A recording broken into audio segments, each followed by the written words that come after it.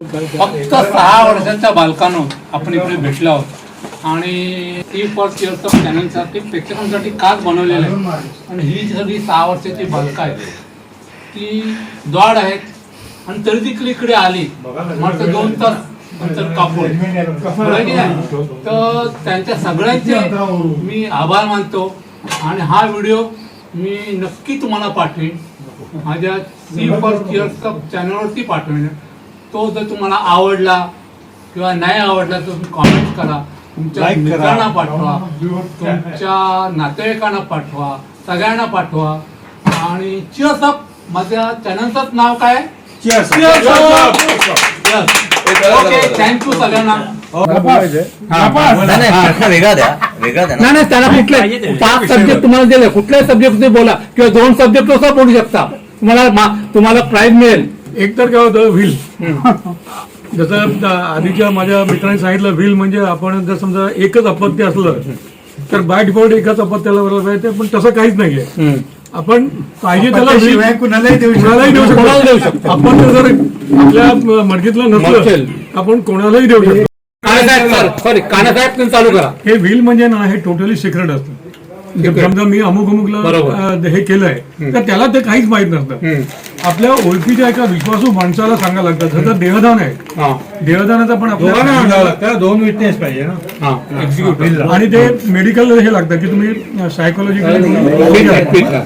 तर आता देहदानाविषयी बोलला ना, देहदानाविषयी पण तोच समज आहे काय की आपण कितीही म्हणतो मी देहदान करणार आहे, पण ते टोटली खोट आहे. म्हणजे आपण मेल्यानंतर आपल्या फॅमिलीचा आपल्या देहावरती हक्क असतो, आपल्या देहावरती काही हक्क कोणी सांगितलं म्हणून तो व्हील म्हणायचा ना तो? नाही. व्हीलचा आणि देहदानचा काही संबंध नाही. काय रे बाबा, लिगल कोण आहे? मी सांगतो. तर ते काय माहिती ना, आपल्या जो इमिजिएट फॅमिलीवरचा जो असतो म्हणा, त्याला जर आडकाठी आणली तर आपल्याला काही करता येत नाही. देहदानाची रिटर्न लिहिलेलं असतं तर त्याला काही करता येत नाही कायद्याने, अशी माझी माहिती आहे.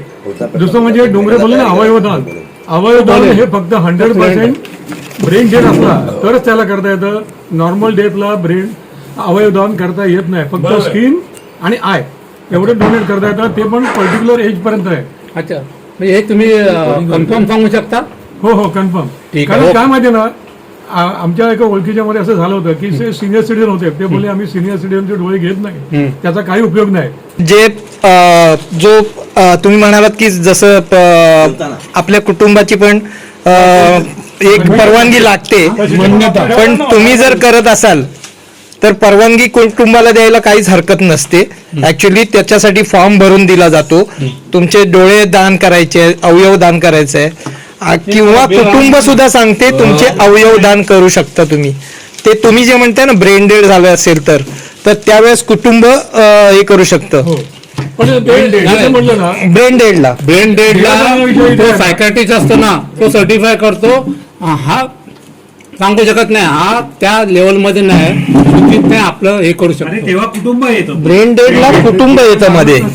असं आहे की जोपर्यंत आपल्या नंतर जो उत्तराधिकारी असेल तो जोपर्यंत ठाम नसेल यांचं देहदान करत आहे तोपर्यंत. आणि हॉस्पिटलमध्ये करोडपतीची सोय नाही आहे. ते डायरेक्टली म्हणतात तुम्ही म्युन्सिपालिटी हॉस्पिटलमध्ये घेऊन जा, प्रायव्हेट हॉस्पिटलमध्ये मेल्यानंतर लगेच काढले तरच. मुलांमध्ये प्रत्येक माणसाने किती गुंतायचं मानसिकरित्या. दादी नाना नानीने सांभाळलं. हा बरोबर. आता आमच्या ड्युटी आहे, त्यांना ते कल्चर, आमचं जे कल्चर आहे, आता कुठेतरी तुम्ही बेबीसिटर कडे पाठवलं ते काय शिकवणार तुम्हाला माहिती नाही. कळलं ना? आमच्याकडे टाइम असेल, वेळ असेल तर आम्ही टाइम द्यायला पाहिजे. असं पण व्हायला नाही पाहिजे की आपली मुलं आपल्याला जास्त वापरतात. असं जर समजलं तर आपण 2 हात लांब राहिलोच पाहिजे. देहदानाबद्दल जे काणे साहेबांनी जे सांगितलं ते अगदी बरोबर आहे. आपला देह, आपलं जोपर्यंत आपण जिवंत आहोत तोपर्यंत आपला हक्क असतो देहावरती.